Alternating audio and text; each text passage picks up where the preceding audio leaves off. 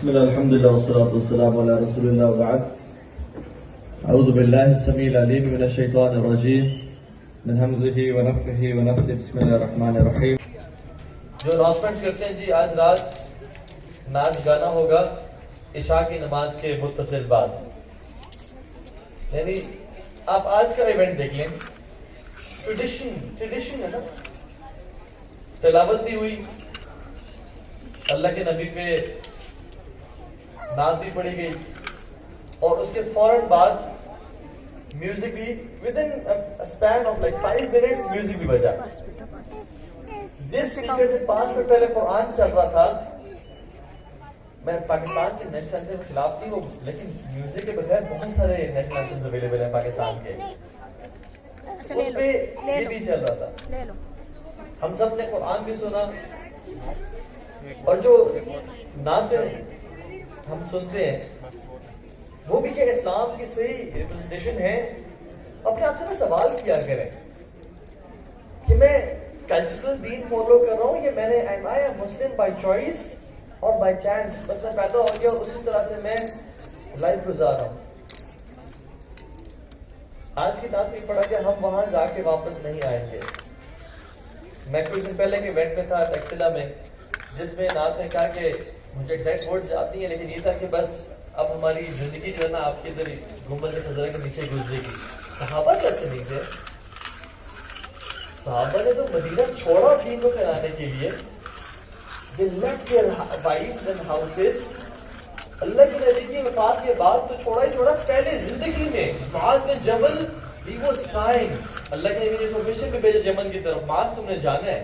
انہوں تو نہیں کہا یا رسول اللہ زندگی بس آپ کے قدموں میں گزر جائے, نہیں, they took that mission seriously کہ اگر ہم سب اللہ کے نبی قدموں میں بیٹھ کے رہ گئے تو پھر دین کون پھیلائے گا.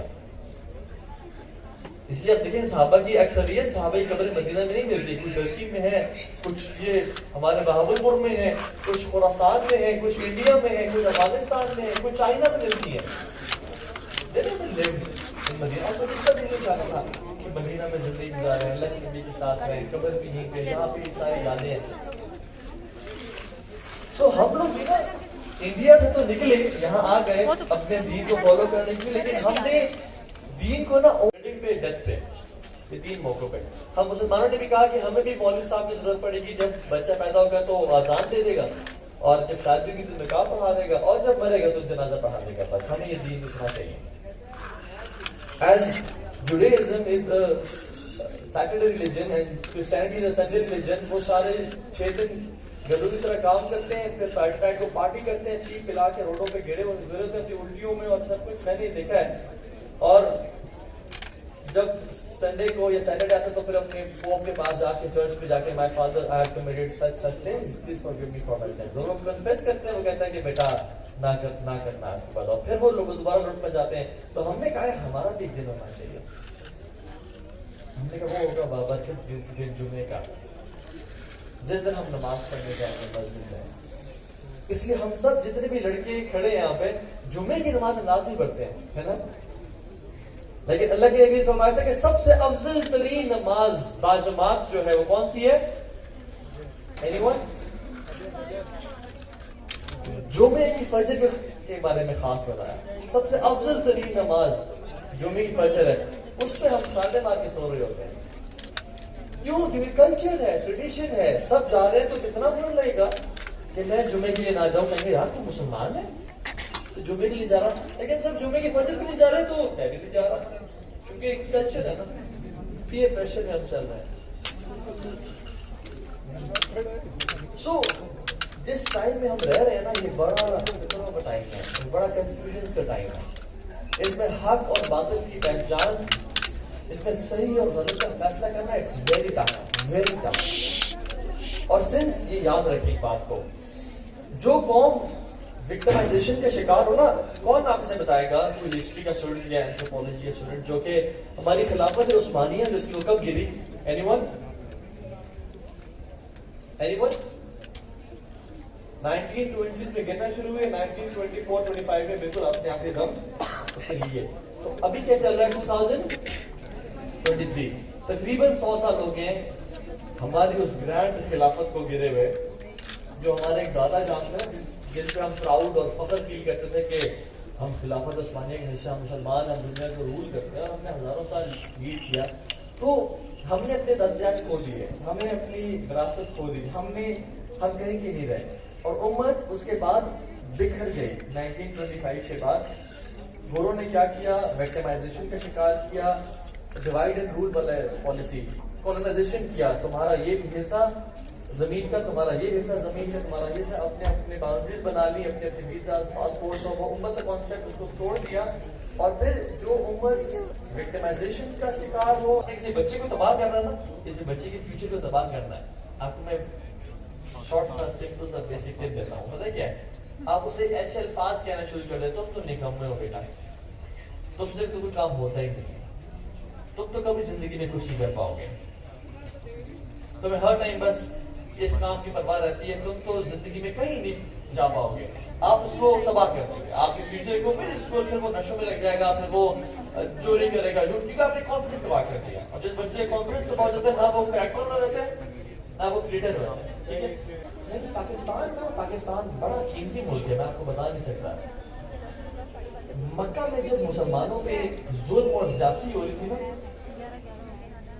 کسی قوم پہ نا 3 اوقات آتے ہیں لائف میں۔ ایک ٹائم ایسا ہوتا ہے جس میں ظلم اور زیادتی زیادہ ہوتی ہے، آسانیاں کم ہوتی ہیں۔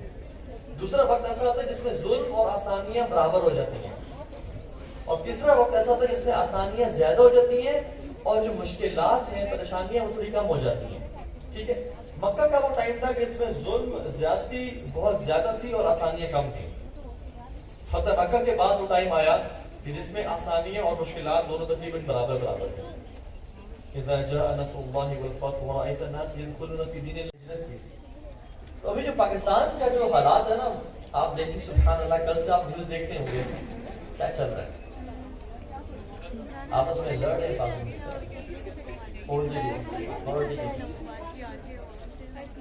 ایک بندہ دوسرے کو جھوٹا کہہ رہا ہے، دوسرا پہلے کو چور کہہ رہا ہے، سمجھ نہیں آتی کون حق پہ کون باطل پہ، کنفیوژن۔ تو جب ایسے حالات ہو نا، تو اس میں ہجرت کی ضرورت ہے، اور سنس آج کل وہ دور نہیں کہ ہم فزیکل ہجرت کریں، اس دور میں اس امت کو انٹلیکچوئل ہجرت کی ضرورت ہے۔ اللہ کے نبی نے مکہ سے مدینہ کی طرف نکلے، مکہ میں مشرکین تھے جو تنگ کرتے تھے، مدینہ طیبہ کا آباد کیا۔ ہندوستان میں جو مشرکین تھے، ہندو تھے، وہ شرک کرنے والے تھے، تو مشرکین ہم بالکل کہہ سکتے ہیں۔ تو ہم جب وہاں سے دیکھیں 70 سال سے اس ملک کو نا لوگ کھا رہے ہیں، کسی نے زیادہ کھایا، کسی نے کم کھایا، لیکن اللہ پھر بھی یہ ملک چلا رہا ہے۔ یہ ہمارے بزرگوں کی سنسیئرٹی اور قربانی تھی کہ اللہ سے چلا رہا ہے، اور مجھے ابھی بھی امید ہے کہ اللہ اس ملک سے بہت بڑا کام لے گا، because I have travelled far and wide, اور میں ڈفرنٹ کنٹریز میں گیا ہوں، میں نے وہاں کی یوتھ سے ملا ہوں، اور میں نے جو انرجی، جو انتھوزیازم، جو دین کے لیے غیرت پاکستانیوں میں دیکھی ہے نا، پوری دنیا میں نہیں دیکھی۔ اور جو انٹرنیشنل اسپیکرز ہمارے پاس آتے ہیں، ہم ان کو جب بلاتے ہیں، they say guys you are sitting on a gold mine, they say to us، تم لوگ نا سونے کی کان پہ بیٹھے، تمہیں پتہ نہیں کہ یہاں کے نوجوانوں میں کتنی انرجی اور کتنی دین کی تڑپ ہے، تم لوگ ابھی پچھلے 15 منٹ سے کھڑے ہوئے، اور لاسٹ ٹائم جب میں آیا تھا تو گھنٹے کے لیے لوگ کھڑے ہوئے تھے، کسی اور ملک میں ایسا نہیں ہوتا گھنٹے لوگ کھڑے ہو کے دین کی بات سن لیں، پاکستان میں ایسا ہوتا ہے۔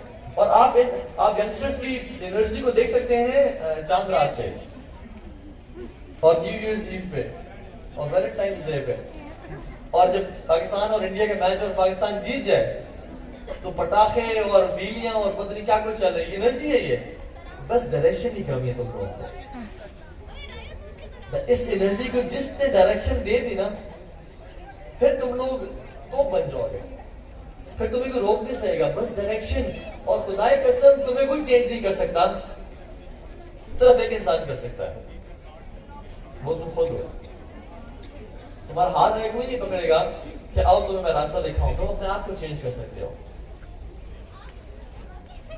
ان اللہ لا یغیر ما بقوم حتی یغیر ما بانفسہم، اللہ تعالیٰ کسی قوم کو نہیں بدلتا جب تک وہ یہ ڈیسائیڈ نہ کرے کہ یار میں نے اپنے آپ کو بدلنا ہے، میں نے اپنے آپ کو چینج کرنا ہے، میں نے یہ جو لیزی اور لیتھارجک ایٹیٹیوڈ ہے۔ آپ دیکھیے مسلمان زوال کا شکار ہے اور کفار ترقی کر رہے ہیں نا، this is clear like this day۔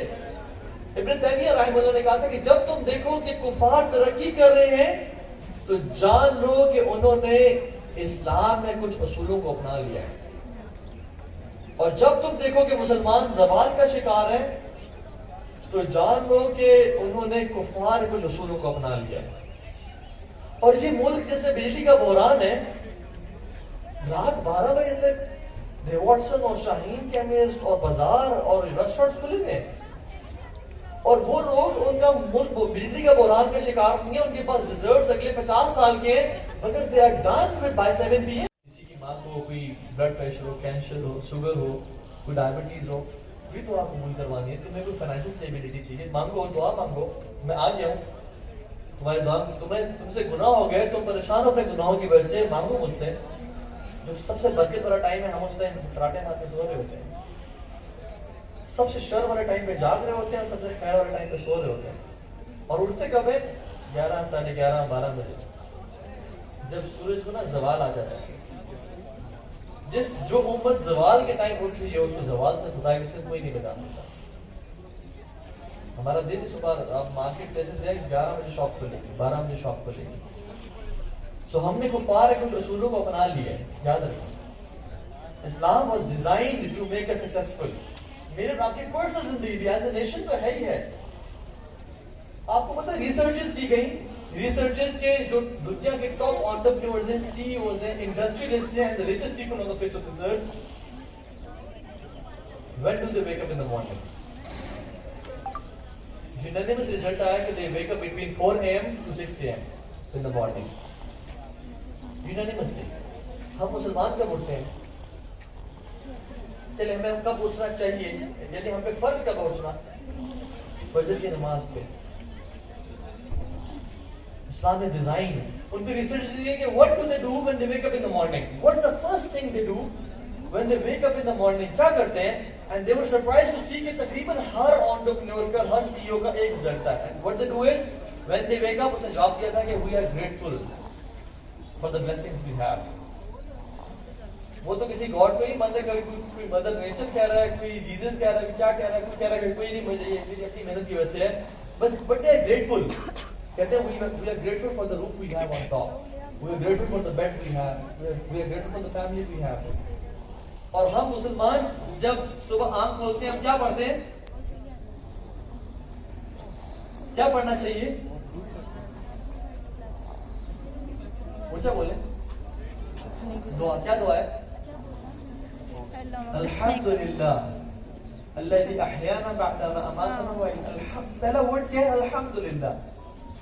یا اللہ میرا شکر ہے یار، تم نے اتنی نعمتیں کی بھی مجھ پہ، اتنے انعامات مجھ پہ، اور وہ لوگ تو اپنی فیملی کو اور روف آن ٹاپ کو اور بلینکٹ کو اور کمفرٹیبل بیڈ کا شکر ادا کر رہے ہیں۔